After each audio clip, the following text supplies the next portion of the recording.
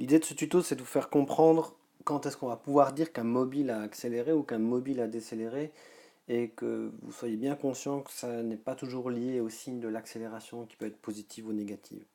Donc quand je dis l'accélération, je parle du vecteur accélération qui a une certaine direction et un sens dans le repère qu'on a choisi.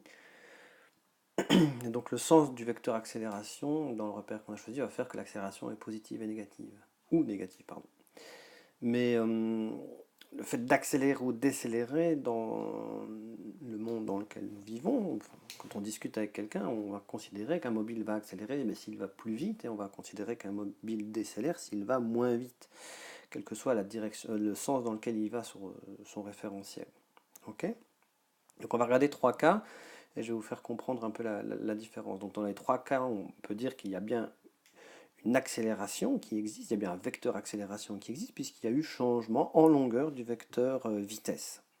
Ok, il y a une accélération, il y a un vecteur accélération, très bien, mais est-ce que le mobile a accéléré ou est-ce que le mobile a décéléré? C'est ça la question.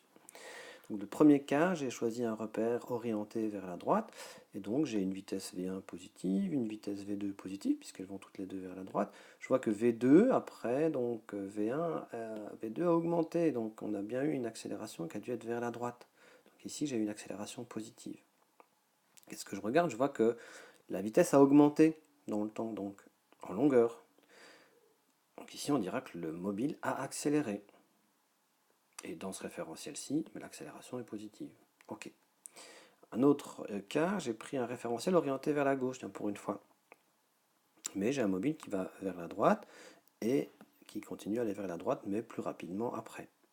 Dans les deux cas, ici, la vitesse V1 elle est négative, puisque le sens de cette vitesse-là est opposé au référentiel, et V2 négative aussi. Ok. Dans ce cas-ci, on va dire qu'il y a aussi un mobile qui a accéléré.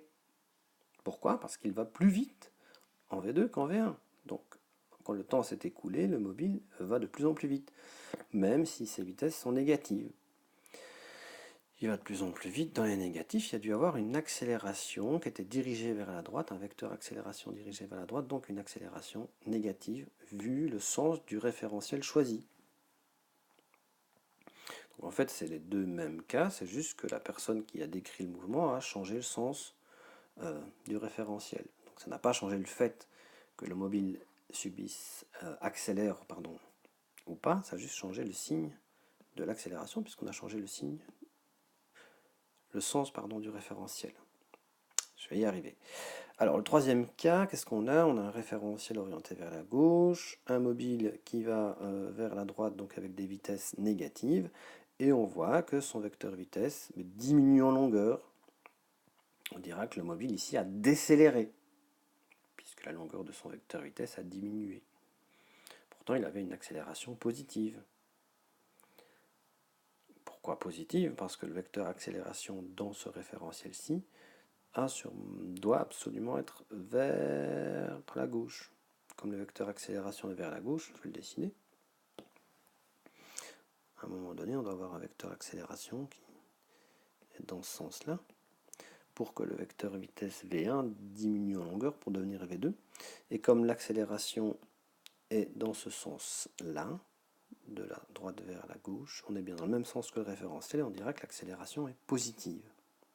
Voilà, donc tout ça c'est pas simple, il faut un peu prendre le temps de réfléchir et de ne pas se tromper dans les phrases. Donc pas confondre l'accélération générale et le fait d'accélérer ou de décélérer pour un mobile.